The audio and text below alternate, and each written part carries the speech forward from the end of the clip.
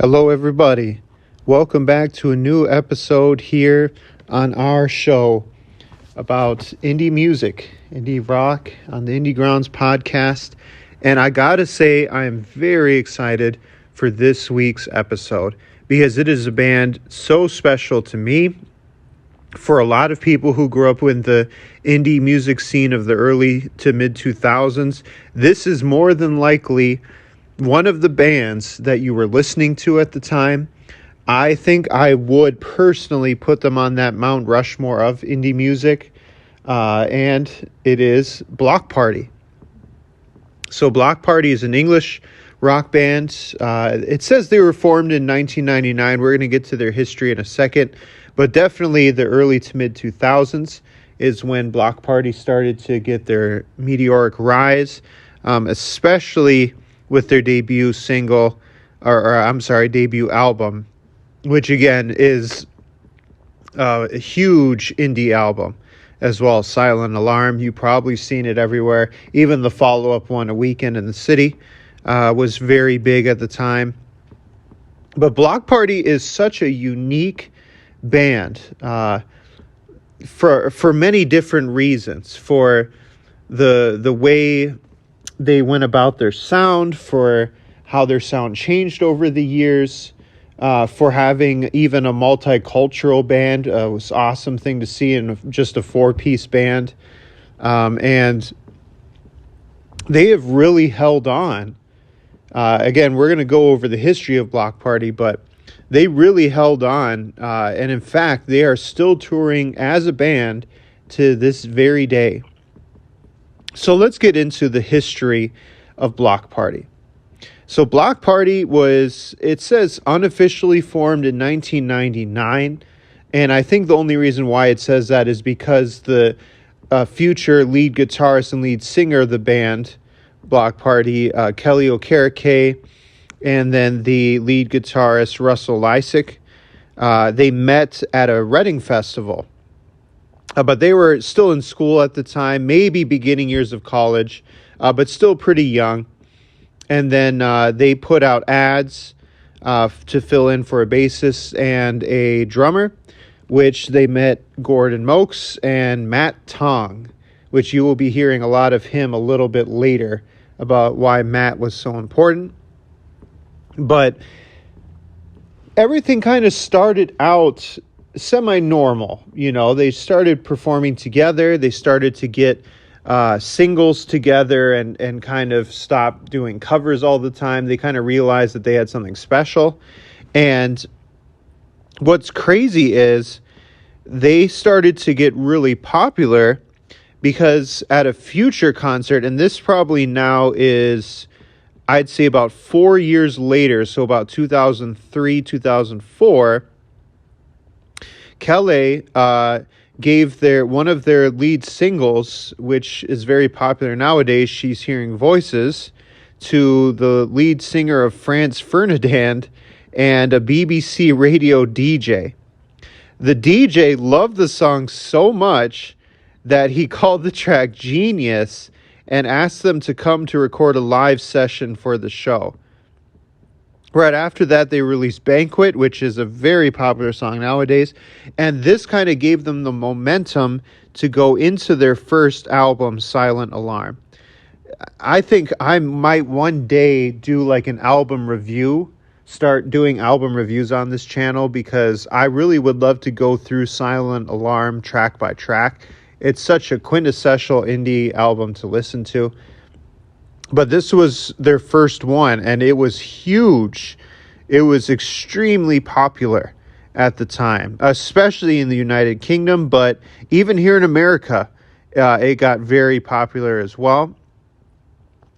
Of course, you got your major singles off of that album: Helicopter, Pioneers, Banquet, So Here We Are, Positive Tension, so many of them. And they started to tour like crazy. They made some remixes of the album, and then that led them right into A Weekend in the City, which was their second album that they released. So on that album, you had major singles, I Still Remember, You had Hunting for Witches. You had, at the very end on that album, the electronic song called Flux, which was my first Bloc Party song, honestly. I missed the kind of first initial Success release. I remember hearing Helicopter, but Flux was the first one that got me into Bloc Party personally. But everything kind of still just kind of, it kept going forward for them. You know, it's kind of interesting, like reading about their story. They just kind of seemed to just work all the time. You know, they would work on songs, release an album, work on songs, release an album, tour like crazy, especially in Europe. And it just kept going and going and going. And it went right on into their third album, Intimacy, which got released in 2008, and then they toured with it through 2009, excuse me. And Intimacy was kind of the first time they had somewhat of a fall off. It wasn't as extremely popular, especially in comparison to the first two albums. But really, they just had that momentum going for them. You know, it just seemed like everyone was in the indie scene was noticing them, talking about them. Extremely popular. And again, they even released remixes of it. And it was huge, which leads me to one of the oddest decisions, because right after that, you have to remember the span of time here. Silent Alarm came out in 2003, and we're talking 2009 for Intimacy. So that's around 6 years, maybe a little less than 6 years. They have released 3 full-length albums. They have toured everywhere. You got to think nowadays, 6 years, maybe a person or a band would squeak out 2 albums. They've done 3, and not even like, they release one short album in between, or kind of an incomplete album, or maybe like a side album of songs that didn't make the cut. These are all full-length albums that they have released and toured behind in 6 years. They were going absolutely crazy, and all of a sudden, in 2009, they released another new single, One More Chance, and all of a sudden, the group goes on a hiatus with members unsure as to whether they were going to even carry on the band. I specifically remember this time period. It was one of the oddest things I had ever seen. And I don't know if all of you listening kind of felt the same, but I remembered feeling very conflicted about all this, because I remembered feeling I couldn't even keep up with them. They were just releasing things so frequently, and they were moving so fast. But then all of a sudden, when they stopped abruptly, I almost wondered what was going on. Like, why were they stopping? Why weren't they releasing new music? And yet, of course, they would get asked about it, and, they'd be like, well, we don't know if Bloc Party's ever going to happen again. And then after that kind of period of time of uncertainty, all of the bandmates split up, essentially. The lead guitarist, he had a band already that he was kind of working on the side. He went to that. The bassist formed his own group. The drummer kind of hopped in between projects. And then the lead singer, Kelly Okereke, released a solo album, and it was heavy EDM. So completely different than his style. And I remember during that time period, it really looked like Bloc Party would never get back together, because it seemed like Kelly wanted to go this route. He wanted to leave the rock scene behind and go with the electronic scene, and go there. So it was just the weirdest of times during that time period. They just went 1,000 miles an hour to just crashing into a wall, and just abruptly the band stops. And that's that. But then in 2011, they started writing a new album. And then in 2012, they released 4, which was their 4th album. All the guys were back together. All 4 of them got back together. There was a couple lead singles off of that. Octopus was one of the first ones. Another one was Day 4, Kettling. And it did moderately well, but you could really tell that break, that time period, roughly about 2 years, kind of could stop that momentum. Like you could kind of tell a lot of fans had either moved on or they just weren't paying as close attention anymore. Because sure enough, as proof of that, later on in 2013, the drummer abruptly left the band, Matt Tong. He's gone. And he has not come back ever since then. He's even been in other bands as well. And then the lead guitarist once again announced that the band was going on an indefinite hiatus. So you went 6 years with 3 full albums, and then in a span about 3 to 4 years, you have now gone on 2 hiatuses with not only that, but a lot of times telling their fans that, yeah, they were probably done. And I remember when that second hiatus happened, I was officially kind of just done with Bloc Party, waiting for new things. I hadn't even really checked out the 4th album. I kind of heard some things about it. But then all of a sudden, let me back up a little bit. In 2014, their lead singer, Kelly Okereke, says, hey, guess what, guys? We're actually working on a 5th album. And then about 6 months later, their bassist, their founding bass player, Gordon, he tweets that he's done with Bloc Party. But they soldier on now. So the original 2, the lead guitarist and the lead singer, soldier on. The first 2 people who even formed the band. And they keep going. So 2015 happens. And they release their 5th album, Hymns. I would say maybe early 2016 now. They released it. And then 2018, they kind of did a Silent Alarm reunion tour. Not bringing back the drummer and bassist, though. Just kind of continuing on with their new set. And then in 2020, they announced that they were writing a new album. And then 21, they kind of highlighted some future songs.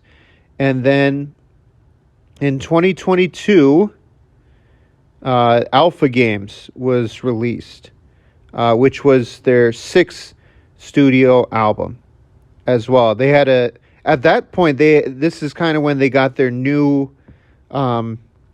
lineup as a band as well. So that was a little different.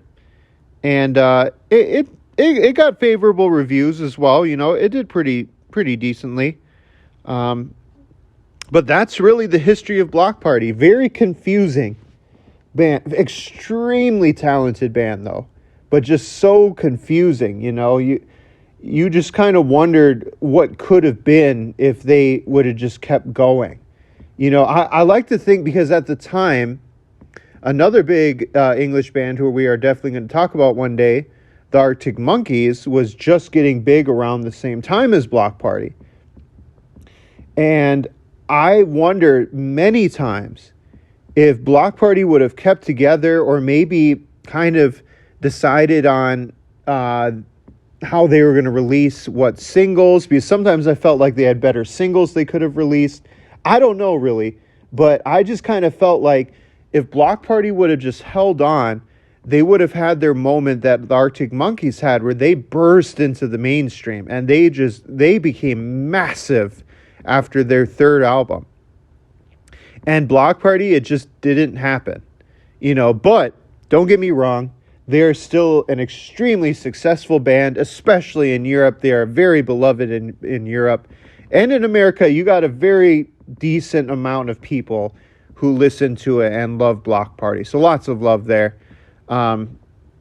Even one day we might talk about their lead singer, Kelly Okereke. Very interesting story, especially being black, lead singer face of Bloc Party. You know, he himself has even come on record to say the many kind of accounts of racism that he faced and just kind of a different look to the rock band scene. But an amazing group. Definitely check them out if you have not listened to them before. You got to listen to Flux. You got to listen to Helicopter. You got to listen to Banquet.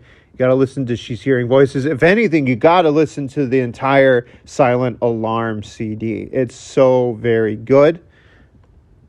And that is the history of Bloc Party. One kind of last interesting story is they also got into a fight with the Gallagher brothers of Oasis, because you definitely know that both of the Gallagher brothers like to start fights, especially with English groups and English rock bands.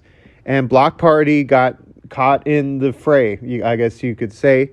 And everything kind of came to a head around the time after Oasis got back together. I believe this is in 2008. So this is right before Bloc Party released Intimacy. And when they toured for Intimacy, after, you know, in years past, Kelly and the Gallagher brothers went back and forth about their music. Kelly kind of got that first, you know, deep jab in. He made a lot of jokes about Oasis breaking up and making fun of it and so forth. And then about, you know, a year or two later, after Bloc Party goes on that indefinite hiatus, Oasis fires back and makes fun of Bloc Party and them breaking up. So other than that, though, you know, and that's not even that bad. Not a lot of drama than Bloc Party. If anything, like I said, just to kind of wrap up, you just got to wonder what could have been if they kept going. But anyway, that's all I got for the history of Bloc Party. Hope you all enjoyed, and I'll see you all next week.